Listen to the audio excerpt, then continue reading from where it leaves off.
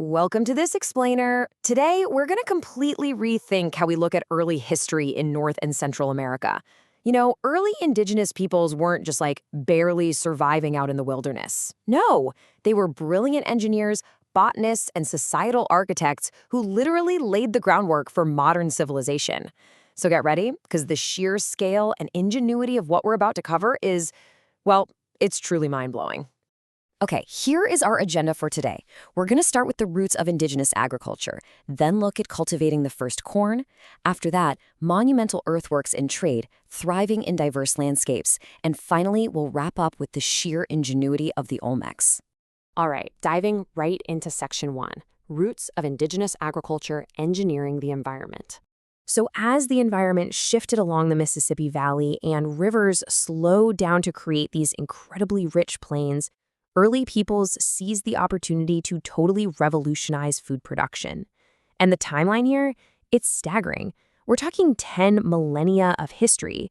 I mean, think about 10,000-year-old bottle-gourd seeds found in Florida that were perfectly cared for and harvested. It just goes to show that North American history is incredibly deep, continuous, and driven by active innovation.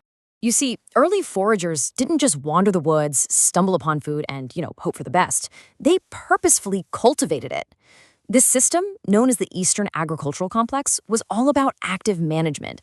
And actually, indigenous women were the leading scientists here. They figured out exactly how to select wild plant relatives and domesticate them into larger, incredibly dependable crops. Now, what's really fascinating is how this agricultural mastery fueled completely different types of societies depending on where you look. For example, the ancestors of the Menominee built a site called Onagem Omote in Wisconsin around 1000 CE. This was a decentralized, egalitarian society where families farmed corn, beans, and squash on raised fields. But if you look down in Mesoamerica, communities used agriculture to feed massive, hierarchical structures and build expansive empires. So it's the exact same agricultural foundation, but with vastly different societal architecture. Moving right along to Section 2, Cultivating the First Corn, a botanical masterpiece. This newfound control over the food supply led to the creation of a megacrop that literally changed the world. Maya farmers weren't just passively gathering. They essentially genetically engineered corn from a species of wild grass over 8,700 years ago. They meticulously observed the plants, picked the hardiest ones, and selectively pollinated them generation after generation until the kernels and stalks grew bigger and stronger. It is an absolute botanical masterpiece. And because it was so successful, knowledge of this crop spread like wildfire. Around 6,000 years ago, maize hit the Gulf Coast, and it was a total game changer. It was packed with calories, easily dried, and super easy to store, meaning communities could finally stockpile food for lean times.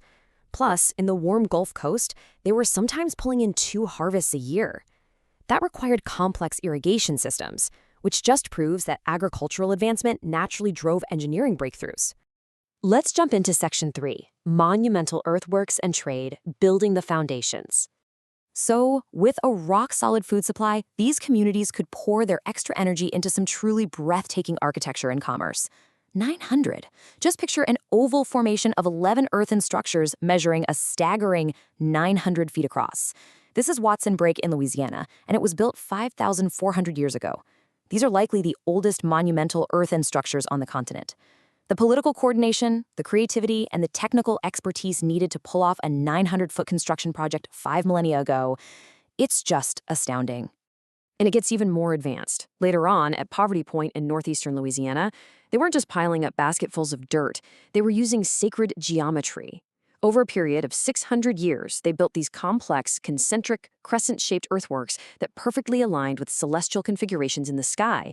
And to pull that off, they used a highly accurate measurement system based entirely on equilateral triangles. But Poverty Point was way more than just a celestial observatory. It was a massive economic powerhouse. They traded goods over unbelievable distances, bringing in materials from as far as 800 miles away, all the way from the Appalachian Mountains to Iowa. They crafted gorgeous art showing panthers and owls, and get this, they even engineered these clever little clay cooking bowls. They'd fire these geometric clay objects, heat them up, and use them as artificial stones to perfectly roast meat in covered pits. Just brilliant ingenuity in everyday life.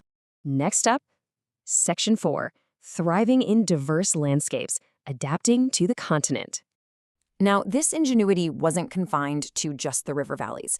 It was brilliantly adapted to incredibly diverse and honestly pretty harsh landscapes all across North America.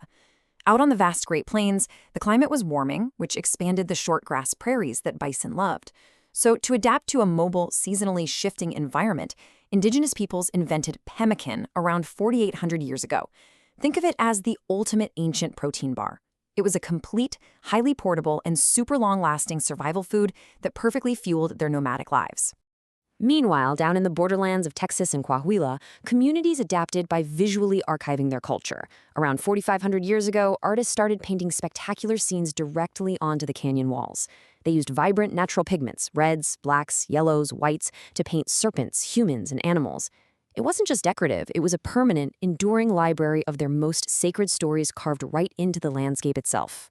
And if we head up to the Pacific Northwest, communities like the Tlingits, Haidas, and coastal Salish were thriving in lush coastal forests.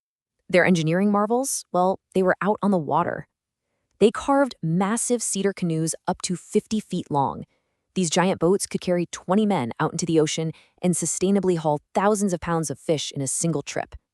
But they balanced that incredible harvesting power with deep respect, ensuring sustainability through rituals like the first salmon ceremony, where they'd return the first catch's bones to the water to honor the cycle of life. And finally, Section 5, the ingenuity of the Olmecs, science and stung. This brings us to the astonishing, rapid-fire scientific breakthroughs of the Olmec people on the Gulf Coast. Roughly 3,200 years ago, in the highlands of Veracruz, they were cultivating a massive bounty of foods we still love today: maize, avocados, cacao for chocolate, beans, squash, you name it. But it gets cooler.